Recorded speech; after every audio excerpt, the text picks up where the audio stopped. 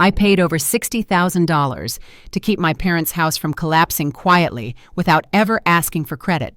Then one afternoon, while sorting their bills, I found their will, and my name wasn't in it. If you've ever been the strong one in your family, this story will break your heart and put it back together again. Every Saturday at 3:00 p.m. Like clockwork, Rachel Donovan pulled into the narrow gravel driveway of her parents' home in East Portland. The old craftsman-style house, once lively with weekend barbecues and laughter, now creaked with the quiet resignation of aging wood and faded memories. The roof still sagged slightly, where winter rains had gnawed at the shingles despite Rachel's best efforts. She got out of her car, balancing a grocery bag in one hand and her laptop bag in the other. Her mother Linda waved from the porch with a tired smile. "I didn't expect you to bring milk and eggs too, honey." "I noticed you were low last time," Rachel replied, stepping inside and setting the bags on the counter. The kitchen smelled faintly of cinnamon and overripe bananas, same as always. Her father Frank grunted a greeting from his recliner without looking up from the muted TV. The local news anchor was mouthing something dramatic, but the volume had been down for years. So had the conversations between Rachel and her father. "Mom, do you still have the PG&E bill? I'll add it to the portal before the late fee hits." Linda rustled through a drawer stuffed with rubber bands, expired coupons, and batteries of questionable origin. "It's in here somewhere. You're so good at this stuff, sweetheart." Rachel smiled tightly. She was good at it, good at paying bills that weren't hers, at repairing appliances she didn't break, at showing up for people who never asked how she was doing. While she typed in her card details for the power bill, her eyes drifted to the sticky note on the fridge: mortgage, due 4/14, $2,900. Another note below it: Bree's phone bill. Ask Rachel Bree. Of course, her younger sister Bree had always had a knack for being elsewhere when things needed fixing. She'd once driven to Vegas with her last $300 rather than help Rachel clean out their grandmother's attic. Bree lived in the moment. Rachel lived in the aftermath. As the payment confirmed, Rachel glanced at her budget spreadsheet on her phone. Another month, another $3,000 siphoned from the life she could have had. That made roughly $60,000 in the past 3 years. Roof repairs, loan payments, medication, back taxes, Bree's credit card debt, most of it undocumented, all of it unquestioned. And no one had ever asked why she did it. Not her parents, who assumed she could afford it because she had a steady job in arts administration. Not Bree, who once joked, "Well, you're basically Mom and Dad's financial advisor now, right?" Not even herself until recently. The truth, Rachel did it because she had been trained to patch leaks while others napped, to carry burdens in silence. Her role had never been assigned. It was inherited, assumed, expected. She was dependable. That was both her compliment and her curse. "Hey, Rachel!" Linda called from the living room. "Can you also look at this letter from the HOA? I don't really understand it." Rachel walked over, took the crumpled envelope, and began to read aloud about overgrown hedges and repainting requirements. Her mother sighed. "They're so picky these days." "I can call them on Monday," Rachel offered automatically. Linda looked at her gratefully. "What would we do without you?" Rachel didn't answer. She already knew. They'd call her panic rising in their voices. They'd ask for just a little help this time. They'd guilt her with phrases like, "After all we've done for you," and Rachel, foolish loyal Rachel, would drive over, dig into her savings, cancel her weekend, make the call, fix the mess, then leave without complaint. In her car later that evening, Rachel stared at the dashboard clock. 7:12 p.m. Bree hadn't shown up today. Again. She was supposed to help clean the gutters, but had texted earlier. "Hungover, rain check." Rachel shook her head, tears pricking her eyes, not out of sadness but out of sheer emotional fatigue. She wasn't angry with Bree, not really. She was angry with the invisible weight she'd been asked to carry for so long that people had forgotten it was heavy. She rested her forehead on the steering wheel. A thought crossed her mind. What if I just stopped? Not stopped loving them, but stopped being the fixer, the bank, the silent fallback. What would happen? Would the house fall apart? Would they fall apart? Or would they simply notice The hardest part of being the strong one, she realized, was that nobody ever checks if you're okay.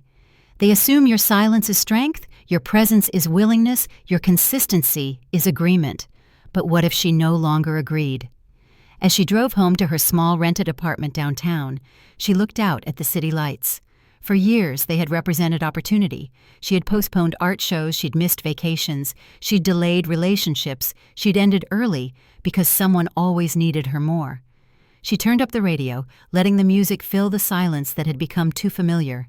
There was no drama, no explosion of emotion, no betrayal, just a quiet recognition that something inside her was shifting. For the first time, Rachel wasn't asking, "How can I help?" She was starting to wonder, why should I always be the one who does? And somewhere deep within her, a new voice whispered, maybe it's time they learned how to stand without you. The envelope wasn't hidden. It sat at the bottom of a pile of papers, half crushed between a gardening catalog and a grocery receipt for peanut butter and cough drops. Rachel found it by accident while cleaning out the drawer her mother had asked her to organize, the one in the dining room that seemed to collect decades of semi-important clutter. She might have missed it entirely if the bold printed words hadn't caught her eye. Estate plan and will. Donovan, family trust. Her fingers paused mid-shuffle. She glanced toward the open window, where her mother Linda was crouched among her beloved rose bushes, humming off-key and unaware. The Oregon sunlight painted the backyard in golden strokes. Everything looked normal. Rachel sat back in the chair, envelope in hand. She told herself she wasn't curious. She was just making sure everything was in order. That's what she did, after all, kept things from falling apart. Her hands trembled slightly as she opened the seal. At first, the contents were standard. Legal phrases, notary stamps, property assessments. She skimmed quickly until she reached the section titled Asset Distribution. That's when her eyes stopped moving. The house, the savings account, the silver SUV, the antique jewelry, even her mother's wedding ring. Everything was listed under one name, Brianna Donovan. Rachel's name didn't appear, not in any of the subsections, not even in a footnote. All she got was a single line near the top. We love both our daughters. Her stomach knotted. Her mouth went dry. She flipped the pages again, convinced she had missed something. But it was all there in black and white. Her parents' legacy, their entire financial footprint, everything Rachel had helped maintain, preserve, and even rebuild, handed over to her younger sister as if Rachel had never existed. The air in the room thickened. She stared down at the documents, her fingers curling into fists. All those years, the missed opportunities, the drained savings, the canceled vacations, the exhaustion, the quiet pride she'd once felt seeing the house stable her parents stress-free. Gone, erased in one line of legal ink. She stood up, the envelope still clutched in her hand.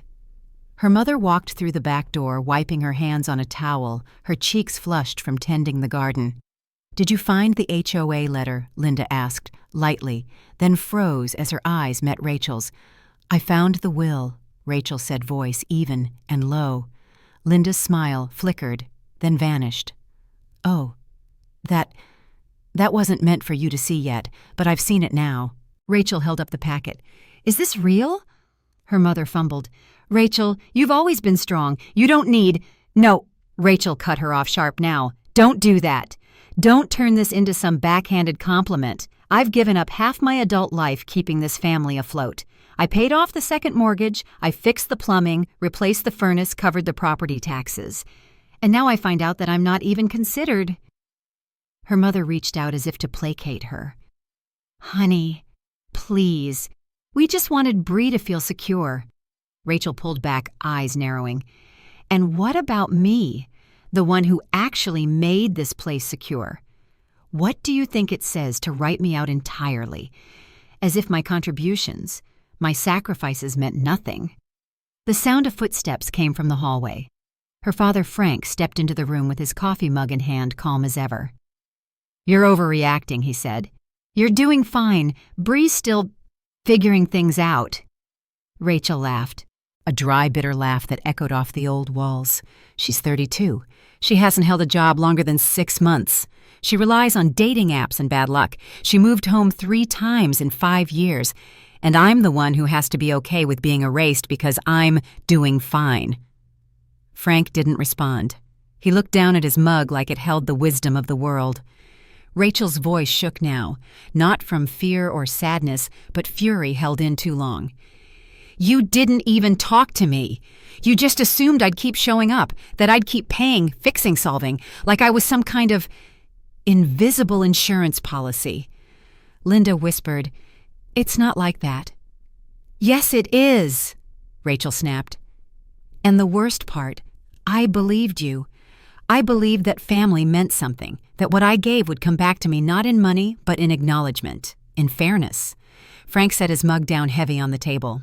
We never thought you'd need anything from us.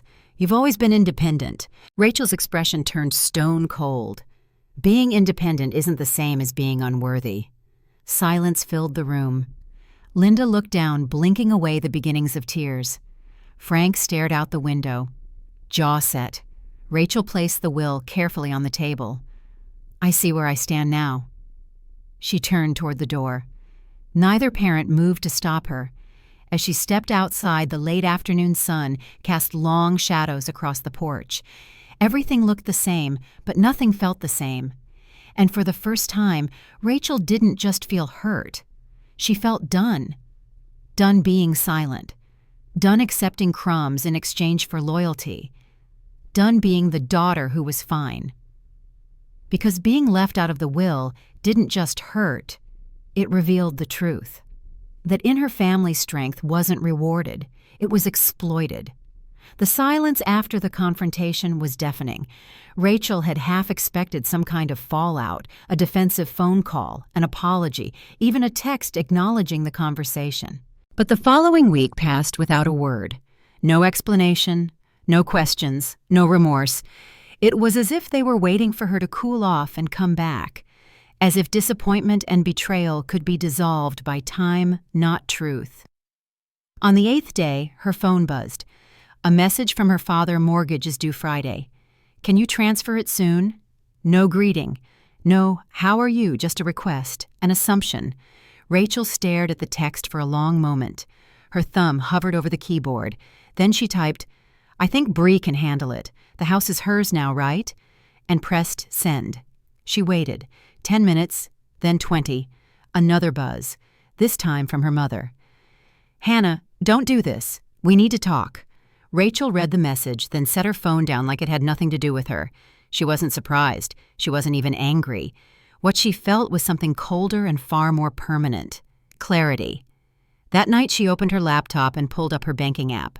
Her fingers moved deliberately, almost ceremoniously, as she began to untangle herself from a web she'd lived in too long. First, she removed her name from the joint account used for the mortgage.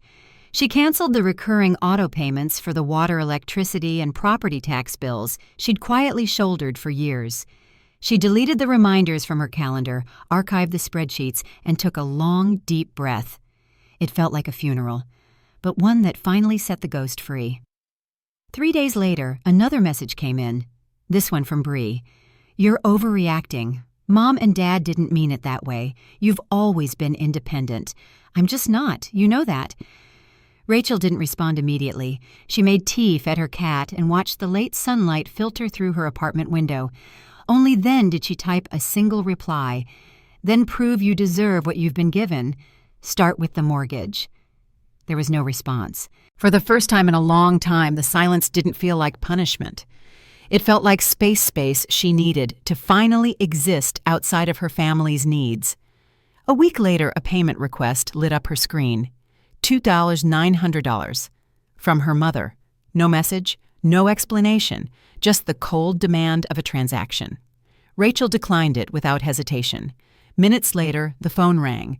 She let it buzz 4 times, then declined the call. A message followed instantly. Rachel, I know you saw it. Why did you decline? She typed back, because it's no longer my responsibility. Ask Bree. No response. And still, Rachel didn't feel guilt. She didn't feel cruel. She felt right. She'd spent years walking on emotional eggshells, avoiding conflict, showing up without question. Not because she lacked boundaries, but because she believed love meant always being available. But now she saw the truth. Saying no wasn't betrayal. It was finally treating herself like she mattered too. The next day, Bree texted again. "You're being so selfish. Didn't you always say family comes first?" Rachel stared at the message for a long moment. Then she replied, "Family is about fairness and respect, not using someone until they're no longer useful." The typing dots appeared, then disappeared. No reply came after that. In her heart, Rachel knew she had crossed a line, but not into isolation, into liberation. That weekend, she went through her old notebooks, the ones where she'd recorded every billing password, every due date, every support number. She closed them gently and slid them back into the bottom drawer of her desk. She wasn't going to be their emergency contact anymore. She wasn't going to be the invisible scaffolding holding up a house that had written her out. And still she didn't hate them. She just understood them now, and herself. Her parents had come to rely on her, not because they were cruel, but because she made it easy, because she never said no, because she believed that love required endurance, even when it hurt. But she had finally learned that love without boundaries is not devotion, it's erosion. The following week, she started sleeping better. The knots in her shoulders began to ease. She didn't wake in the middle of the night checking her account balance or wondering if her parents had remembered to refill their prescriptions. She had stepped off the stage. The show would go on, but not with her as the quiet, unpaid lead. At work, she laughed more. At home, she read books without guilt. She even enrolled in an online photography class she'd been eyeing for years. Something just for her. One evening, while editing her first assignment, an urban still life in black and white, her phone buzzed again. A message from her mother, Rachel. "We need your help. Bree doesn't know how to pay the internet bill. The landline's been cut." Rachel smiled soft and slow. Then she powered off her phone, turned on her music, and went back to cropping the image on her screen. Because this quiet wasn't cold. It was healing. And this rebellion. It wasn't loud, but it was hers. The knock came just after 9 on a Tuesday evening. Rachel had just finished loading her camera battery and was halfway through jotting notes for her photo project on generational resilience. The last person she expected to see at her door was Bree. She looked different. Her usually styled hair was tied up in a loose, frizzy bun, no eyeliner, hoodie wrinkled sleeves too long. She looked less like the woman who shared filtered selfies and more like the girl who used to cry when she failed algebra and Rachel stayed up tutoring her. 5 minutes, Bree said breathless. "Just give me 5. Rachel said nothing but stepped aside. Bree shuffled in, clutching a stack of bank documents like they were a foreign language. "I don't understand half of this," Bree said, sitting on the edge of the couch like it might bite her. "They're talking about foreclosure, adjustable rates, penalties. I don't even know what a balloon payment is." Rachel stayed standing. Bree looked up. "I just need you to talk to the bank with me. You're good at this stuff." "And the inheritance?" Rachel asked, voice calm but edged with steel. "That you didn't hesitate to accept even when you knew I'd been paying everything for years. Where is it now?" Bree's eyes dropped. It's in an investment account. Some of it went into stocks, the rest into a long-term portfolio. I can't take it out without a penalty." Rachel crossed her arms. "So you took all the assets but didn't think they came with responsibility." Bree's lips quivered. "I didn't think it would spiral this fast. I thought Mom and Dad had it covered. They told me it was all set." "That's the thing with being handed everything," Rachel said, her tone measured. "You never learn to ask the right questions." For a long moment, Bree was quiet. Her hands gripped the papers like they were her last hope. "You're really not going to help?" she whispered. Rachel looked at her sister, the woman she had once fought bullies for, covered up teenage mistakes for, shielded from the worst of their parents' dysfunction. The same woman who now sat in her living room asking for rescue again. "I'm not going to stop you," Rachel replied. "But I won't do it for you," Bree's voice cracked. "You know I'm not good at this. I don't get how money works like you do." "You've had time to learn," Rachel said. You just never had to because someone always caught you when you fell. Usually me. Tears welled in Bree's eyes. I didn't ask to be the favorite. Rachel softened slightly. Maybe not. But you didn't reject it either. And now that it comes with consequences, suddenly you're overwhelmed. Bree wiped her face, smudging mascara she hadn't taken off properly. You always seemed so capable, she murmured. I figured if things got bad, you'd fix them. You always did. Rachel sighed and sat across from her. That's the problem. Everyone saw my ability as availability. They never asked if I was exhausted, if I needed help, if I wanted to be more than a stopgap for everyone else's failures. So that's it, Bree asked almost childlike. You're just going to let them lose the house. I'm not letting anything happen, Rachel said quietly. They made choices. You made choices. I'm just not protecting anyone from the results anymore. Bree looked at the floor. I don't know how to start. You learn, Rachel said, the way everyone else does by doing, failing, figuring it out. That's what adulthood is. For the first time, Bree didn't argue. She nodded slowly, almost imperceptibly. As Rachel walked her to the door, she paused.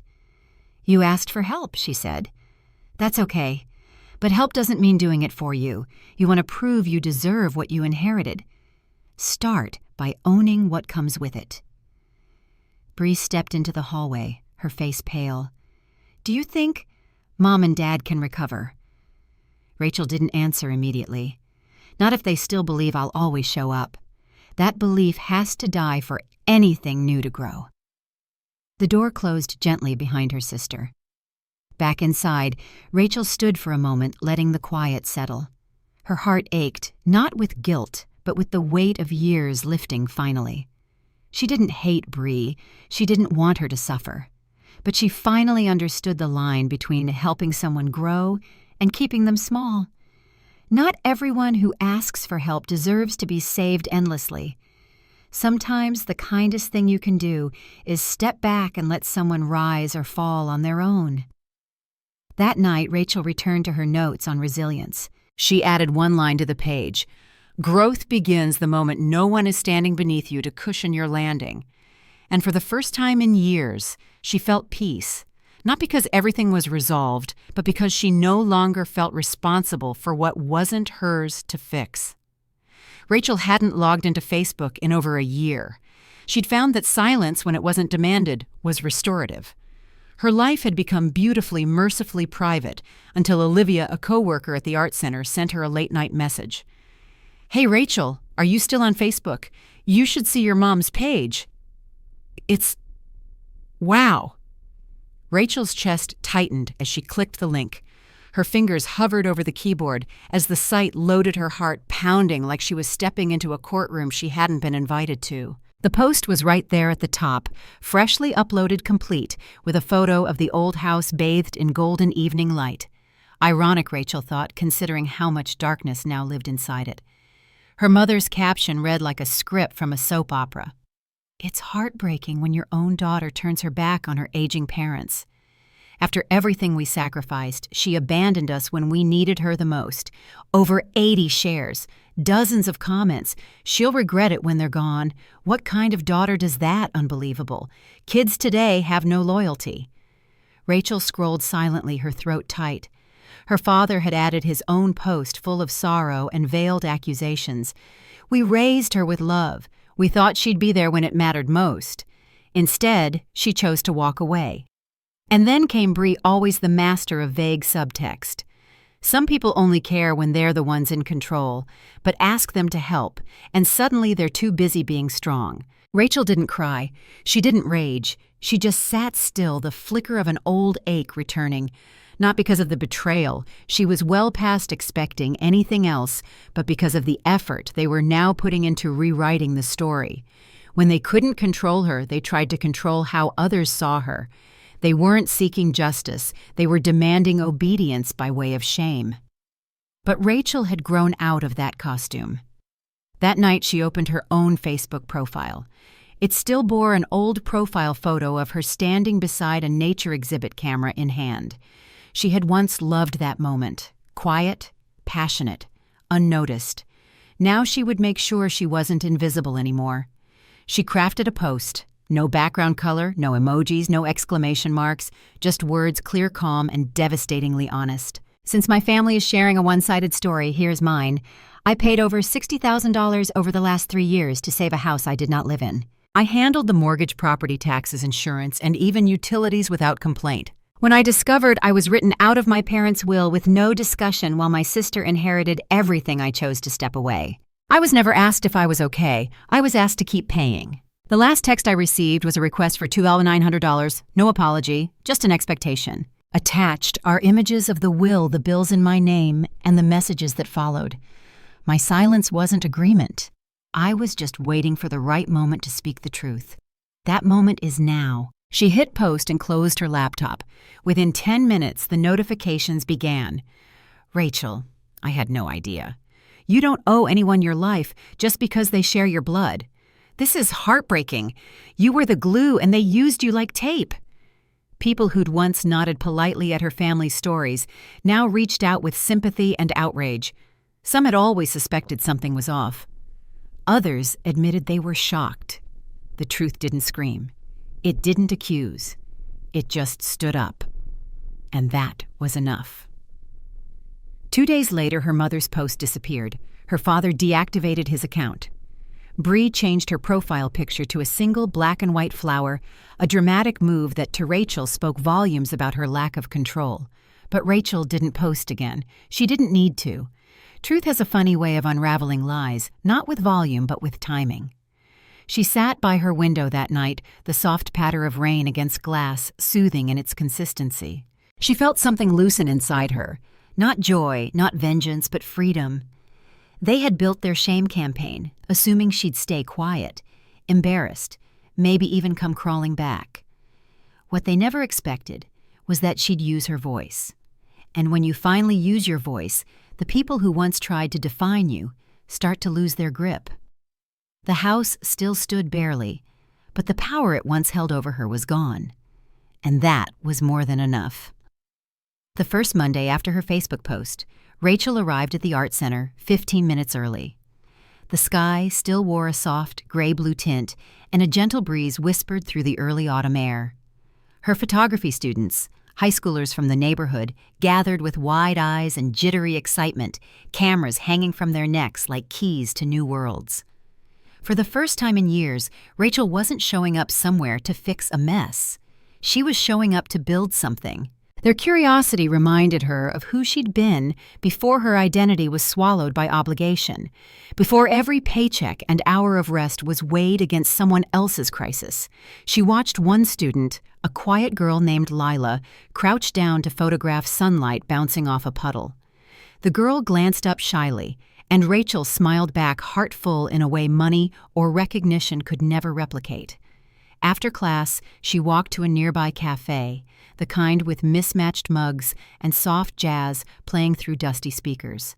She opened her laptop and began writing something she hadn't done freely in years.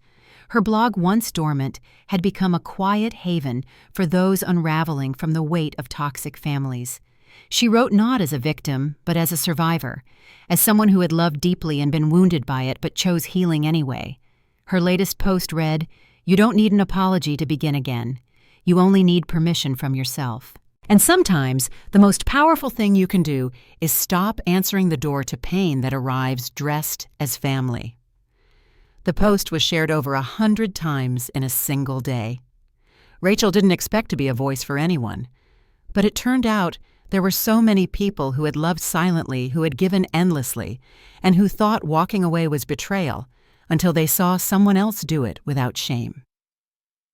Later that week, she hosted her first small photo exhibit at a friend's cafe.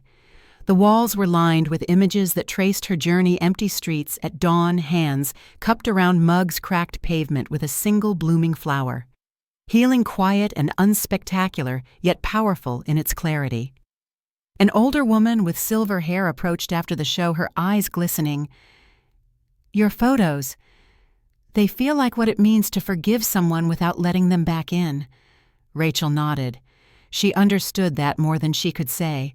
Then, one Friday afternoon, she returned home to find an envelope waiting on her doorstep. Familiar blue stationery, familiar handwriting. Her mother. Rachel didn't open it immediately. She made tea, turned on her record player, let the familiar hum of vinyl wash over her small apartment. Only then did she peel back the flap hands steady. The letter was 3 pages long. Neat cursive. No theatrics. I know we hurt you. I see that now. I don't know how much time we have to make things right, but I want to talk if you're willing. There were no excuses, no shifting of blame, just a soft, wavering hope that perhaps one day they could speak again. Rachel folded the letter and placed it gently in the drawer beside her writing desk. She didn't rip it up. She didn't cry. She didn't reply either. Because what she needed now wasn't a new version of the same old story. She needed time, space, and most of all, she needed peace that didn't depend on anyone else's regret. Forgiveness wasn't about erasing the past. It was about reclaiming her future. It was about granting herself permission to heal without waiting for someone else to be ready. Each morning she woke without dread. Her bank account no longer bled dry by others slowly grew. She scheduled a trip to Seattle to photograph the fall leaves, a trip she once thought she could never afford. She began baking on Sundays. She enrolled in a video editing course just because it brought her joy. She went for walks. She answered no calls she didn't want to. And for the first time, her life belonged entirely to her. Across town, the house she once kept standing by sheer will and love appeared again on real estate listings. Price dropped. Still no offers. Lorraine, the elderly neighbor, called now and then to check in. "Looks like Bree moved back in with them," she said one evening. "She's doing the groceries now, but she doesn't look too happy." Rachel simply said, "Thank you for letting me know," and hung up. In the past, hearing that would have left her sleepless. Now it only brought stillness. Maybe Bree needed to live inside the consequences she once ignored. Maybe her parents needed to understand what it meant to fend for themselves. Maybe. But none of it was Rachel's burden anymore. She didn't hope for their pain. She just no longer believed she had to carry it. She wasn't waiting for them to change. She had changed. Each week her blog grew. Each photo she took felt lighter, freer, more honest. People wrote to her, strangers, mostly saying her words had given them courage, that her story felt like theirs, even if they'd never had the words until now. And Rachel quietly and steadily became whole again, not because anyone had fixed the past, not because anyone said sorry, but because she no longer believed that love meant losing yourself. She had once sacrificed everything to keep a family intact. Now she built a life where nothing had to be sacrificed to be meaningful, and that she realized was the truest form of love, one where she could finally include herself. By late October, the listing went live. The house on Elm Street, once proud, once preserved through Rachel's unseen labor, was now on the market for $390,000. The price was already low for the neighborhood, and word was it would only drop further. Rachel didn't find out from her family. Of course not. It was Marcus, a realtor friend, who spotted it during his morning review. "Rach, isn't that your parents' place? It's listed, but they didn't even fix the roof." She hadn't needed to look at the photos to know. She could picture it perfectly. The water stains near the back window, the shaky fence Bree promised to get fixed someday, the light fixture in the hallway that had flickered for years until Rachel climbed up one night with a screwdriver and a flashlight. That house had only stood as long as it did because she held it up one payment, one repair, one late-night call at a time. And now without her, it was unraveling. She closed Marcus's message and went back to editing photos. The golden light filtering through her apartment windows made the room glow, soft, warm hers. A few days later, the phone buzzed again. Lorraine, the neighbor who had lived next door to Rachel's parents for over 2 decades, was calling. Rachel answered her voice, calm. "Just wanted to check in," Lorraine said, after a pause. "Looks like Bree moved back in. I see her with grocery bags now, struggling to carry them inside. Your mom doesn't look well." Rachel thanked her and hung up. Then she leaned back in her chair, took a slow sip of coffee and smiled. Not a triumphant smile, not a bitter one. A quiet, reflective smile, the kind that comes when you know you were right to walk away. Bree had inherited everything on paper. But paper didn't carry plumbing wrenches or call insurance agents or know how to stop the electricity from being shut off. paper couldn't unclog a drain or fix a leaky roof or balance emotional immaturity with overdue bills. Rachel used to do all that. She used to believe that her role fixer provider rescuer was rooted in love. But now she saw it differently. Love isn't keeping everything together by breaking yourself in the process. Love isn't shielding others from the consequences of choices they made without you. And a house, no matter how much history it holds, simply can't stand when only one person's willing to patch the holes. She remembered every winter she'd driven across town in snow just to reset a blown fuse, every summer weekend spent patching up siding while Bree went to brunch, every credit card charge that read like a list of someone else's needs. None of that had been enough to earn a line in the will. And now, as the house sagged under the weight of its own neglect, Rachel felt no need to rush back in with tools or transfers. This was not punishment. This was the natural result of imbalanced responsibility finally correcting itself. There was no more hero to call, only Bree left to navigate the pieces of what she thought she could inherit without understanding the cost. Rachel looked up from her desk and out the window. A gust of wind rattled the trees. The leaves, orange and gold, danced like confetti in the afternoon light. She had once believed that if she just gave enough, sacrificed enough, held on tight enough, everything and everyone would be okay.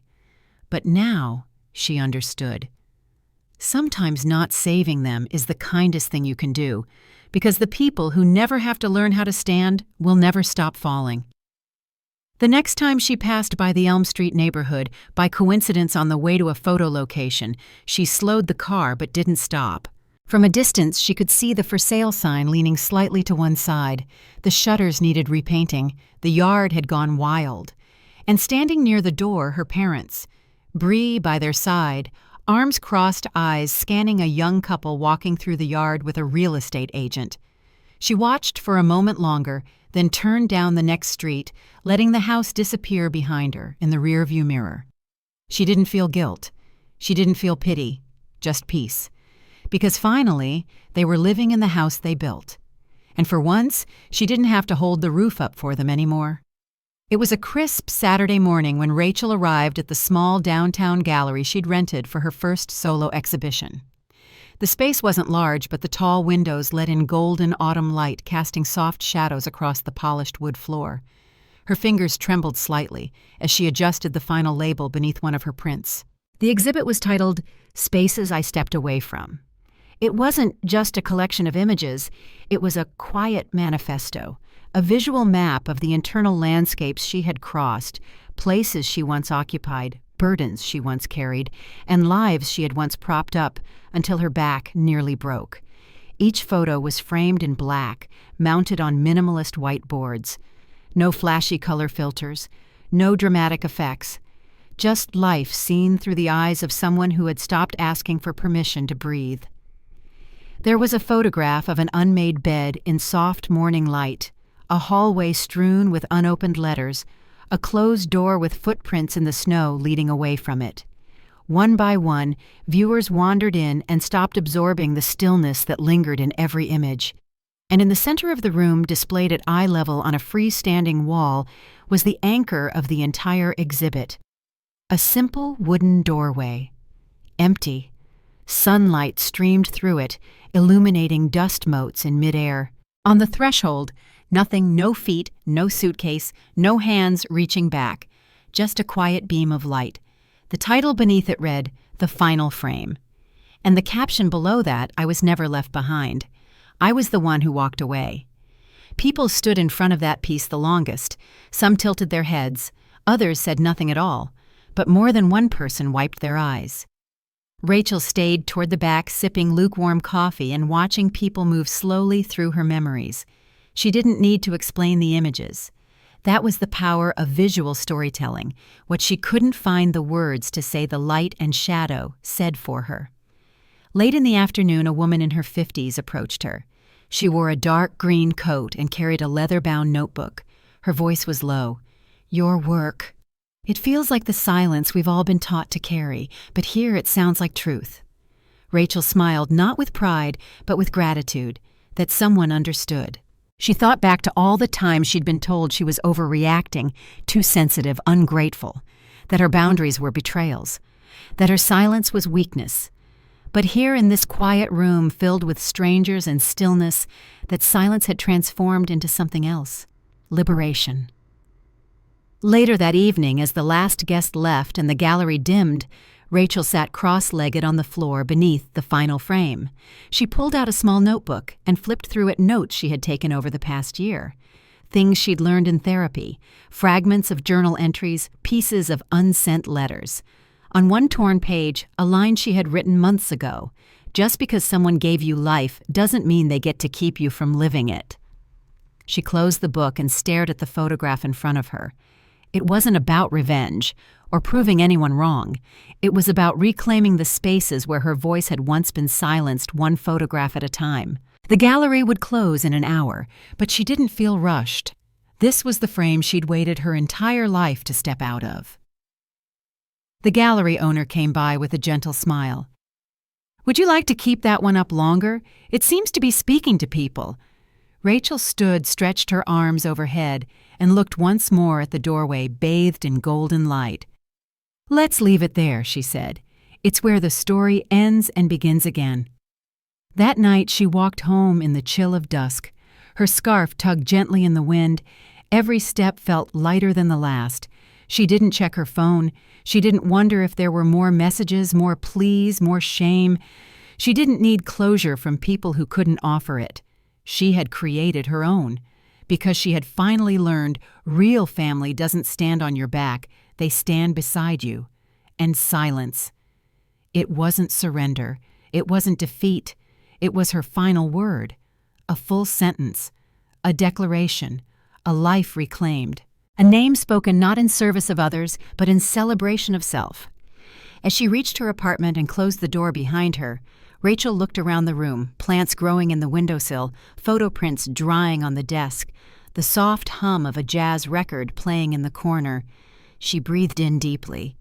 This was home, not the place she was born into, but the one she chose, the one she built, the one that stood not on sacrifice, but on truth, stillness, and freedom. And in the quiet, she smiled, not because someone told her she was finally enough, but because she no longer needed anyone to.